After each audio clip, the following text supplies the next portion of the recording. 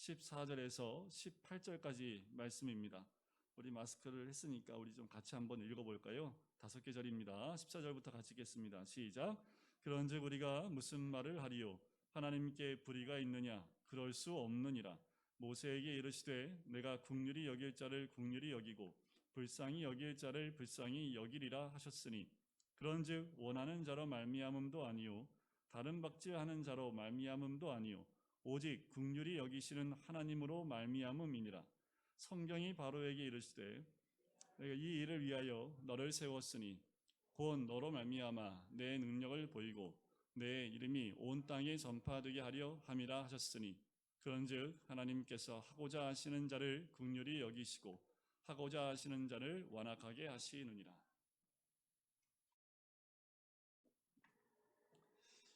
우리가 지난주에 함께 살펴본 말씀이 있습니다.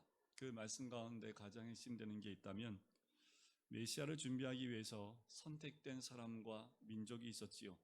그런데 선택되어진 이스라엘 민족이 예수님을 메시아를 거부하고 배척하고 죽였다는 거지요. 사도 바울의 마음의 고통은 그 고통이었습니다. 그래서 이런 질문을 하게 되지요. 하나님, 그럼 하나님의 약속이 실패되어졌고 그리고 잘못되어지고 폐기되었는가? 라는 질문이 자동으로 나올 수밖에 없습니다. 사도 바울은 절대 그렇지 않다라고 결론을 내렸지요. 왜냐하면 하나님은 실패하지도 않으시고 또 약속은 폐기되지도 않고 이스라엘은 실패하지도 않았다라는 겁니다. 그러면서 사도 바울은 무엇보다 중요한 것은 육신의 자녀인지 약속의 자녀인지가 더 중요하다는 거지요. 그러니까 이스라엘 중에는 육신의 자녀도 있고 약속의 자녀도 있다라고 이야기를 합니다. 그럼 육신의 자녀가 누구입니까? 육신의 자녀가 무엇입니까? 육으로 낳은 아이를 얘기하겠지요. 그렇게 육으로 낳은 사람들은 참 삶의 의미를 찾기가 어려워요. 주중에 성경 공부를 하면서 교리문답서를 이제 공부하고 있는데 첫 번째 질문입니다. 왜 사는지에 대한 질문이에요. 왜 사십니까? 이거 가지고 얘기를 나누면서 좀 깊이 있게 나눴습니다. 여러분들 왜 사십니까? 육으로 낳은 사람들은 왜 사는지 모르고 살아요. 삶의 의미를 세상에 두고 있기 때문에 삶의 의미를 모르고 사는 거지요. 그냥 인생은 그냥 오다 가다 만난다라고 얘기를 하고 불교에서 말하는 인연이라고 얘기를 합니다. 하지만 이것은 인생의 의미를 말해주지 못하는 거지요. 그러면 약속의 자녀는 무엇입니까? 약속으로 태어난 자녀를 말하지요. 하나님 말씀대로 예언대로 태어난 자녀를 가리켜서 우리는 약속의 자녀라고 말합니다. 그래서 아브라함이 하신 말씀, 내게 씨를 주겠다라고 약속을 하시지요. 자, 약속을 받고 갈대아 우르에서 나왔습니다. 그런데 25년이 다 되도록 하나님이 아기를 주지 않았습니다. 아내인 사라는 이제 아기를 낳을 수 있는 소망까지 사라졌고요.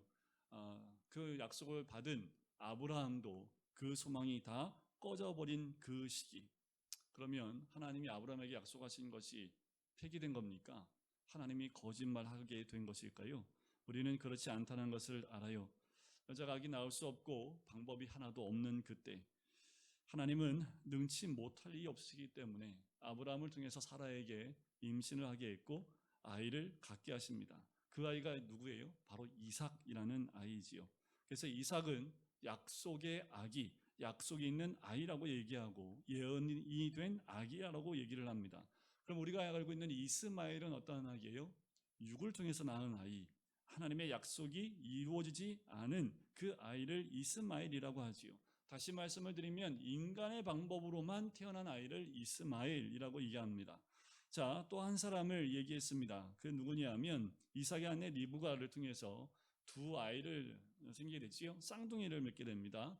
큰 아들은 에서고 둘째 아들은 야곱이었습니다. 그런데 하나님이 에서와 야곱, 장남 에서와 차남 야곱이 있는데 둘 중에 하나를 선택하시지요. 누굴 택했습니까? 못돼 먹은 야곱을 택했어요. 그런데 태중에 있기 때문에 누가 못됐는지는 하나님만 하시고 우린 아무도 몰라요. 뱃속에 있는데 누가 못됐는지 어떻게 알아요? 커봐야지 알지요. 그런데 하나님은 이미 태중에 있을 때부터 큰 자가 아니라 작은 자를 선택하게 됩니다. 자, 여러분들 이것을 통해서 우리가 알 수 있는 것은 우리나라는 이스라엘이 아니지요. 선민도 아닙니다. 그리고 율법을 받은 백성도 아닙니다. 하나님의 약속이 있는 백성이 아니라는 거예요. 우리 조상 들은 다 뭘 섬겼어요? 우상을 섬겼습니다. 어렸을 때부터 우상과 그리고 불교의 영향 가운데 자라났습니다. 저도 어렸을 때 교회 다닐 때도 마찬가지였습니다. 기본적으로 제사를 지냈고 또 조상을 섬겨야 되는 그 문화 가운데 자랐고, 그리고 때만 되면 봄만 되면 항상 입춘대기를 문 앞에 붙여야 됐고, 그리고 때만 되면 또 입시때가 되면 늘 붉은 부적을 가지고 와서 자식들의 팬티나 그리고 머리 맑게 한다고 베개에다가 집어넣어놓고, 맑아지긴 뭘 지푸리 맑아져요. 하나도 안 맑아지죠. 근데 그런 일들이 우리 과거에 너무도 횡행했던 민족이지요. 흑암으로 가득했던 백성입니다. 그럼에도 불구하고 하나님이 우리를 구원해 주셨습니다. 예수님을 믿게 해주셨다라는 거지요. 얼마나 놀라운 일인지, 우리는 이미 예수님을 믿고 있기 때문에, 또 믿는 가정에서 태어났기 때문에 이것이 놀라운 일인지 우리는 체감할 수 없지만, 여러분들 한 110년 전만 해도 이 땅 가운데 예수님, 복음이란 단어 하나도 없었고 십자가라는 게 뭔지도 몰랐던 이 민족입니다. 희망도 없고 소망도 없이 그렇게 살아가는 민족에게 복음의 빛이 임했던 거지요. 여러분들, 그러면 우리는 구원받을 만한 자격이 있는 사람입니까? 여러분들, 구원받을 만한 자격이 있어서 여기에 지금 앉아 계신가요? 우리가 교회를 참 오래 나왔고 예수 믿은 지 오래돼서 어느 순간부터 나는 구원받을 만한 사람이기 때문에 구원받은 것처럼 교회 나와 앉아서 예배드리고 있지는 않습니까? 아니요, 여러분들, 우리 다 사기꾼입니다. 야곱과 같이 도둑하는 사람과 다를 게 뭐가 있을까요? 겉으로는 멀쩡하죠. 여러분들, 겉으로 저 보기엔 멀쩡해 보이잖아요. 제가 속을 잘 안 까 보이지요. 속 까 보이면 여러분들 여기에서 저하고 만난 사람 한 명도 없기 때문에 웬만하면 제 속을 잘 안 까는 거죠. 겉으로 보면 다 멀쩡해 보여요. 하지만 속을 보면 뭐가 가득할까요? 죄가 가득한 인생입니다. 단 한 명도 죄 없다 말할 수 있는 사람이 있습니까? 대통령부터 시작해서 어린 갓난아기, 오늘 태어난 아기까지 죄 없다 말할 수 있는 사람이 누가 있습니까? 누가 누구에게 손가락질하며 죄인이라고 얘기할 수 있어요? 그런데 하나님께서 왜 나 같은 이 죄인을 택하셔서 오늘 이 자리에서 예배를 드릴 수 있게 하셨나라는 거지요. 여러분들, 이것은 우리가 늘 묵상하고 늘 십자가 앞에 나와서 우리의 죄된 모습을 주님께 드려야 되는 모습이지요. 왜 그럴까요? 왜 우리가 예배드릴 수 있습니까? 하나님이 우리를 약속의 자녀로 여겨주셨기 때문입니다. 우리는 우연히 태어난 육신의 자녀가 아닙니다. 이방인으로 태어났지만 이미 태초 전부터, 그때부터 하나님이 우리를 택하셨다라는 거지요. 부르셨다라는 거예요. 약속해 주셨다라는 겁니다. 예언해 주셔서 우리가 예수를 믿도록 이미 하나님은 우리를 예정해 놓으셨다라는 거예요. 그래서 사도 바울이 이렇게 말하지요. 이스라엘에게 하신 하나님의 약속은 절대로 폐허진 것이 아니다라는 거지요. 이스라엘이라고 다 이스라엘이 아니요, 약속의 자녀만이 이스라엘이다라고 이야기합니다. 자, 오늘 본문에서 두 번째 질문을 해요. 그게 14절에 나옵니다. 그런즉 우리가 무슨 말 하리요? 하나님께 불의가 있느냐? 그럴 수 없느니라는 거예요. 자, 육신의 자녀가 있고 약속의 자녀가 있다면 누가 육신의 자녀이고 누가 약속의 자녀가 됩니까? 자, 여기에는 오로지 하나님의 선택만 있습니다. 그런데 선택이라는 것은 공정하지 않습니다. 불공평해요. 내가 누구를 선택했다는 것은 그 사람에게 특혜가 있다는 거죠. 선택을 받았다는 건 뭐예요? 그 사람은 편애를 받았다라는 의미이기도 합니다. 그래서 이렇게 질문하는 거지요. 그러면 하나님이 잘못하신 거 아니냐? 어떻게 하나님이 정의롭지 못하게 그런 편애를 가지고 사람들을 가를 수 있느냐? 어떻게 하나님이 그런 식으로 사람들을 구원할 수 있느냐? 하나님 불의한 거 아니냐라고 질문을 하는 거지요. 여기서 우리가 찾아야 될 메시지가 하나 있습니다. 굉장히 중요한 메시지인데 우리는 다 하나님이 불의하지 아니하시다라는 건 알아요. 그렇다면 왜 그렇게 하셨을까라는 거예요. 우리 하나님이 불의하지 않으시다면 왜 그렇게 하시냐라는 거예요. 오늘 사도 바울이 그래서 두 사람의 예를 통해서 이 부분을 설명합니다. 바로 모세와 바로입니다. 모세와 바로의 예를 들어서 선택과 구원의 문제를 설명을 해요. 그래서 오늘 15절에 보면 모세를 먼저 이야기합니다. 모세에게 이르시되 내가 긍휼히 여길 자를 긍휼히 여기고 불쌍히 여길 자를 불쌍히 여기리라. 이 무슨 말씀이에요? 이 말씀을 이해하려면 구약의 출애굽기로 넘어가야 됩니다. 출애굽기 32장과 33장을 배경으로 해서 이 말씀이 나와요. 여러분들 성경에 보면 15절에 보면 니은이라고 되어 있지요.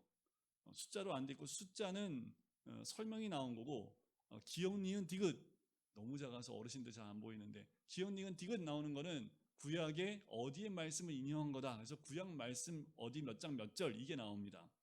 자, 이 배경은 32장과 33장인데 여러분들 이스라엘 민족 하나님이 애굽에서 10가지 재앙 가운데 이렇게 구원해 내신 거 아시죠? 홍해 앞에서 다 죽을 줄 알았는데 홍해가 갈라서 넘어왔잖아요. 광야를 통과하는데 먹을 게 없어요. 만나 주셨지요. 물이 없어요. 생수를 다 주셨습니다. 그렇게 하나님께 복을 받은 민족. 그런데 더 큰 복이 뭐였습니까? 모세를 통해서 산 위에서 몰렸습니까? 하나님이 직접 법을 선포해 주셨습니다. 십계명을 돌에 새겨 주셨고 40일 동안 이스라엘 백성이 지켜야 될 모든 법을 가르치셨습니다. 그런데 중요한 것은 모세가 산에 있을 동안에 밑에 있던 이스라엘 민족은 어떻게 했습니까? 모세를 단 40일을 기다리지 못했습니다. 하나님이 우리를 버리신 게 분명해. 그리고 자기를 버리신 하나님을 원망하고 불평하기 시작을 합니다. 여러분, 원망과 불평이 우리 삶 가운데 있으면 안 됩니다. 원망과 불평이 있다는 것은 하나님이 함께 하신다는 것을 거부하고 의심한다는 이야기입니다. 우리의 삶의 모든 것을 주관하시는 분은 하나님이십니다. 마치 40일 동안 모세가 없는 기간 하나님이 이스라엘 민족 가운데 없는 것처럼 느껴지기 때문에 이들이 40일을 너무 길게 느껴져서 원망하고 불평한지 모르겠습니다. 불평과 원망과 불평하는 사람은 만사가 다 원망과 불평일 수밖에 없어요. 원망과 불평하는 사람은 그 인생은 어두울 수밖에 없습니다. 그래서 이스라엘 민족이 뭐 했어요? 당장 하나님을 만들어야 됐지요. 금폐물을 다 모았습니다. 뭘 만들었어요? 금송아지를 만들어요. 눈에 보이진 않는 하나님 더 이상 없는 것 같고 이제 눈에 보이는 하나님 만들어야겠다. 그래서 우상을 만들었고 우상을 더 중요하게 생각을 합니다. 왜 그렇게 생각을 했을까요? 당연한 건 뭐냐면 애굽에서 400년 넘게 종살이를 하면서 그들이 배운 거란 뭐냐면 애굽 문화입니다. 애굽에서는 그 수많은 우상들이 굉장히 많았습니다. 대표적인 우상이 10가지 재앙 가운데 깨어진 우상들이었지요. 그럼에도 불구하고 그들은 애굽 문화로 다시 돌아가서 하나님 대신하여 우상을 숭배하기 시작을 합니다. 그때 모세가 돌판을 들고 산에서 내려오지요. 산에서 내려오는데 무슨 소리가 들리기 시작해요. 그래서 여호수아한테 물어봅니다. 이게 무슨 소리냐? 그랬더니 여호수아가 아마 제사를 드리는 건 아닐까요? 하면서 내려와서 보니까 우상을 숭배하고 간음하고 하나님을 무시하는 모습을 봅니다. 모세가 어때요? 화가 머리끝까지 납니다. 그래서 하나님이 직접 손으로 써주신 돌판을 어떻게 해요? 산 아래로 집어 던져 깨뜨려 버립니다. 그리고 모세는 다시 산을 올라가지요.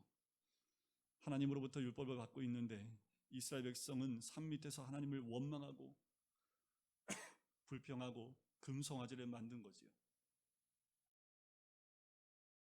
산에 올라갔더니 대번 하나님도 화를 내십니다. 하나님 뭐라고 그랬나요?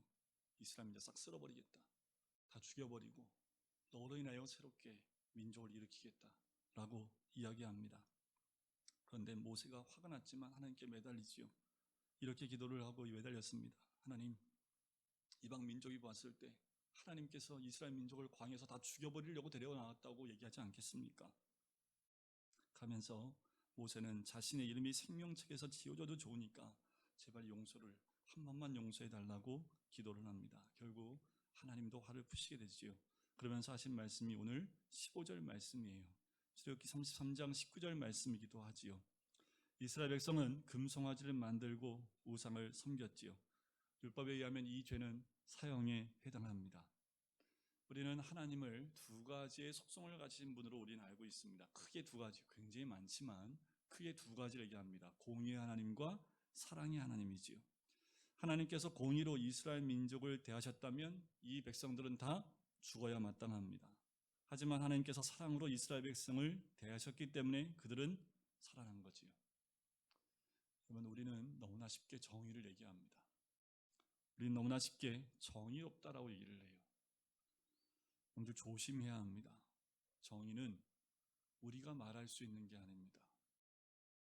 여러분들 뭐가 정의입니까? 정의는 죽음입니다. 정의를 말할 수 있으려면 사랑이 있어야 합니다. 사랑이 없으면 이 정의는 죽음만 남겨요. 우리 하나님께서 우리를 공의대로 대하시길 원하십니까? 아니면 사랑으로 대하시길 원하십니까? 한번 고수해 볼까요? 우리 다수결로 오늘 한번 결정해 볼까요? 하나님이 우리를 대할 때 공의로 대하길 원하시는 분 한번 손 들어보세요. 네, 그러면 다 두 번째겠네. 다 사랑으로, 그건 다 사람들 마음이겠지요. 공의로 우리 하나님이 대하시면 우리 한 사람도 지금 눈 떠 있을 사람이 없겠지요. 구원은 공의가 아니에요. 구원은 사랑입니다. 긍휼입니다. 은혜입니다. 하나님께서 우리를 긍휼히 여기셨기 때문에 산 것이지, 하나님이 공의와 정의 앞에서 우리는 아무도 살 자가 없어요. 여러분들, 공의를 말한다고 세상이 공의로워지고 정의로워집니까? 정의를 외치면 여러분들 경험해 보셨나요? 그냥 싸나워집니다. 저도 90학번이기 때문에 솔직히 재수했기 때문에 원래는 89학번이어야 되는데 80년대에 대학 다닌 사람들이 굉장히 자부심이 많잖아요. 운동권이라 얘기를 합니다. 저도 데모를 참 많이 했거든요. 돌멩이도 좀 던져봤고요. 화염병은 못 던졌습니다. 차마 제가 화염병 못 던졌는데, 끌려나가서 던지는 건, 돌멩이 던지는 건 끌려나가서 한번 던져봤는데, 그러고 나니까 그때 외쳤던 것이 공의와 정의였습니다. 그런데 지금 그렇게 데모하셨던 분들이 정치를 하고 계시잖아요. 이분들이 외치는 게 뭐예요? 공의와 정의입니다. 그래서 그 정의를 외치면서 뭘 만들었을까요? 법을 수없이 만들고 있습니다. 그래서 어떤 분이 얘기하더라고요. 우리나라 인구의 반이 범법자랍니다. 너무 법이 많아서 이쪽에도 법에 걸리고 저쪽에도 법에 걸리고, 결국 법을 만들다 보니까 처음 만든 법하고 나중에 만든 법이 서로 안 맞아. 그래서 이 법도 아니고 저 법도 아니고 하여튼 이래도 걸리고 저래도 걸리는. 그런데 이렇게 법을 많이 만들어내면 우리는 정의로운 사회에 살 수 있을까요? 공의를 외치고 법대로 집행하면 이 사회가 정의로워집니까? 사랑해야 공의가 생깁니다. 용서하고 사랑할 때 정의가 있는 거지요. 정의만 얘기하면 정말 살벌해집니다. 그런데 경찰과 검찰이 법 집행을 하고 법의 칼을 들이대면 이 사회가 깨끗해지고 정화될 것 같아요? 아니요, 뒤로 물러갈 뿐입니다. 그리고 숨을 뿐이에요. 그 법의 칼이 없어지면 스물스물 그 모든 죄들은 또 나오게 되어져 있습니다. 여러분, 하나님은 죄인을 어떻게 다루십니까? 공의로는 하나님께서 죄인을 보시면 죽여야 할까요? 살려야 할까요? 공의 하나님은 죽여야 합니다. 그러나 사랑의 하나님은 죄인을 보시면 죽여야 합니까? 살려야 합니까? 사랑의 하나님은 살려야 합니다. 이 두 가지를 다 만족하기 위해서 하나님이 직접 죽기로 결정하신 거예요. 정의를 말하는 사람들은 본인이 죽어야 합니다. 공의를 말하는 사람은 본인이 직접 죽지 않고서는 정의를 말할 수 없어요. 하나님은 공의로운 하나님이고 사랑의 하나님이기 때문에 공의를 말씀하시면서 하나님이 직접 죽기로 결정하셨지요. 그래서 예수님이 죽으신 겁니다.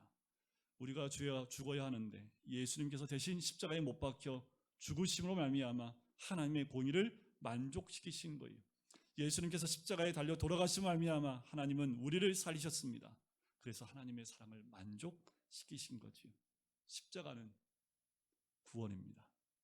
하나님께서 우리를 살리신 것은 불쌍히 여길 자를 불쌍히 여기고 긍휼히 여길 자를 긍휼히 여기셨기 때문이에요. 이것이 하나님의 선택입니다. 하나님의 선택은요, 공의가 아닙니다.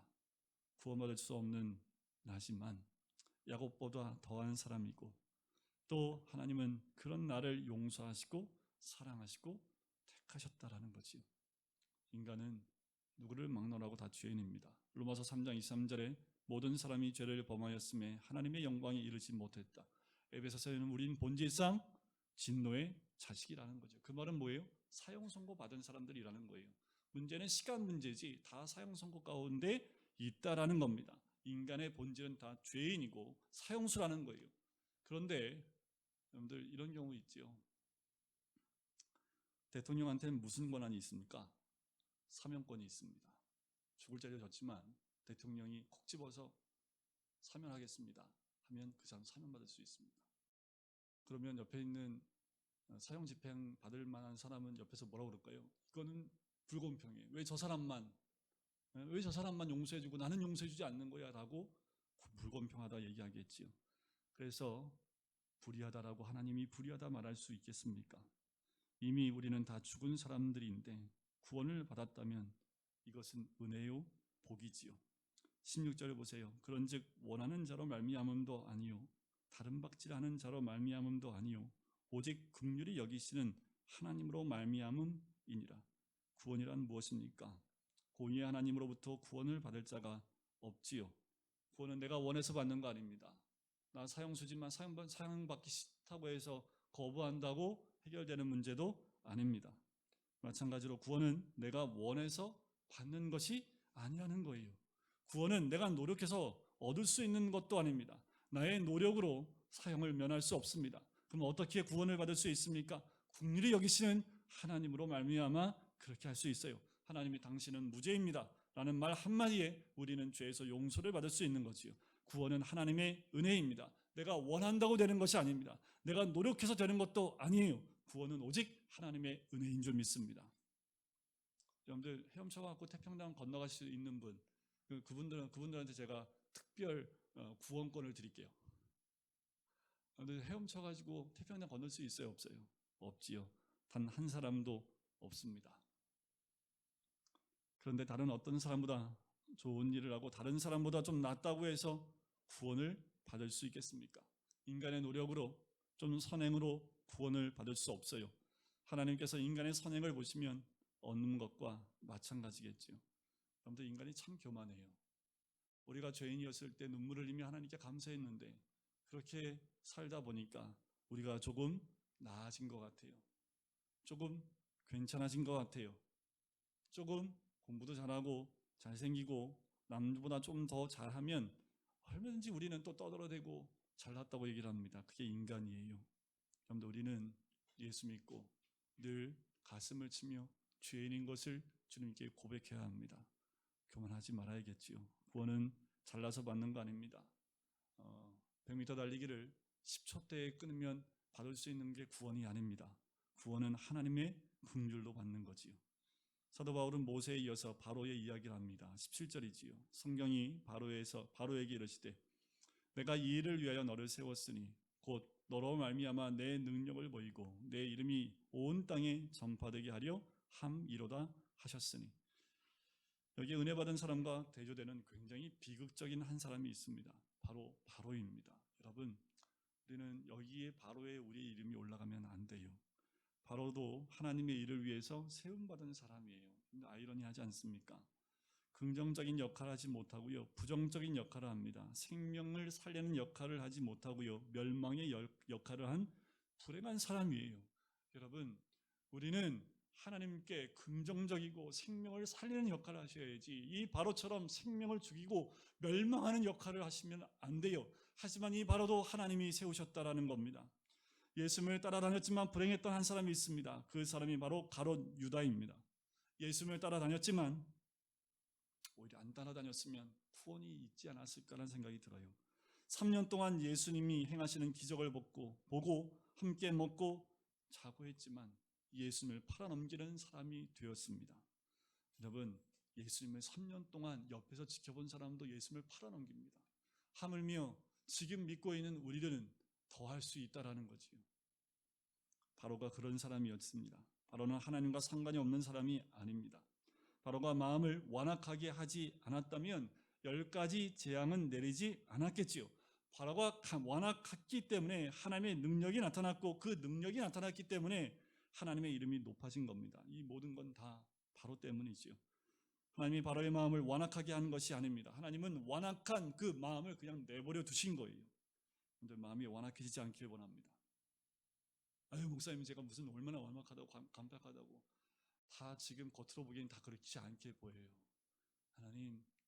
하나님 보시기에 우리는 완악한 자 될 수 있습니다. 하나님 보기에 우리는 가롯 유다와 같이 부정적인 그 구원으로 쓰임받을 수 있다라는 거예요.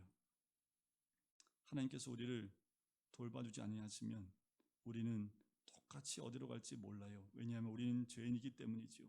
그래서 우리가 기도하고 말씀을 듣고 회개할 수 있는 이곳에 나오는 것이 얼마나 큰 복인지 모릅니다. 근데 십자가 옆에 같이 매달렸던 두 강도를 기억하십니까? 똑같이 예수님을 만났어요.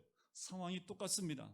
그런데 멀지도 않아요. 바로 옆이었기 때문에. 그런데 한 사람은요, 예수님께 저주를 퍼부었습니다. 한 사람은요, 예수님을 바라보며 당신이 임할 때 당신 나라 나를 임하게 해달라고 구원을 요청합니다. 이것이 선택이죠. 예수님이 앞에 있어요. 그런데 한 사람은 구원받고 한 사람은 버림받았습니다. 예수님과 3년을 살았던 두 사람을 볼까요? 베드로와 가룟 유다입니다. 똑같이 실수했습니다. 그런데 베드로는 구원받고 가룟 유다는 자살했습니다. 여러분, 가룟 유다는 회개할 기회가 있었지요. 그러나 그때 회개하지 않았습니다. 바로에게도 회개할 기회가 있었습니다. 몇 번이나 주어졌나요? 10번이나 주어졌습니다. 마지막 자기 아들이 죽을 때까지 그 기회를 줬음에도 불구하고 회개하지 않았습니다. 우리는 어떻습니까? 회개할 기회가 있을 때 감사하셔야 됩니다. 회개할 기회가 있을 때 돌이키셔야 합니다. 회개할 기회가 있을 때 십자가를 바라보셔야 합니다. 기회가 있을 때 그 기회를 저버리게 되면 어쩌면 우리는 가룟 유다와 같이, 바로와 같이 그렇게 쓰임받을 수 있다는 거예요. 아무도 몰라요. 회개할 수 있다는 것, 그것은 바로 축복의 자녀인 줄 믿습니다. 마지막 18절입니다. 그런즉 하나님께서 하고자 하시는 자를 긍휼히 여기시고 하고자 하시는 자를 완악하게 하시느니라.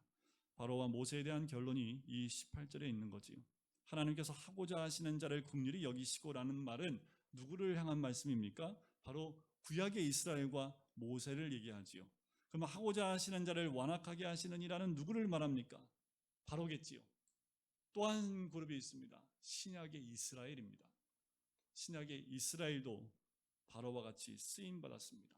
완악한 대로 예수님을 십자가에 못 박았습니다. 신약의 바로는 바로 이스라엘 민족이었습니다. 그들의 완악함이 예수님을 십자가에 못 박는 일, 그것이 하나님의 뜻이었는지 모르지만 그들의 완악함이 결국은 예수 그리스도 십자가에 못 박음으로 우리에게 구원이 임하게 된 거지요. 왜 깨닫지 못할까요? 여러분, 목사인 저도 깨닫기가 참 어렵습니다.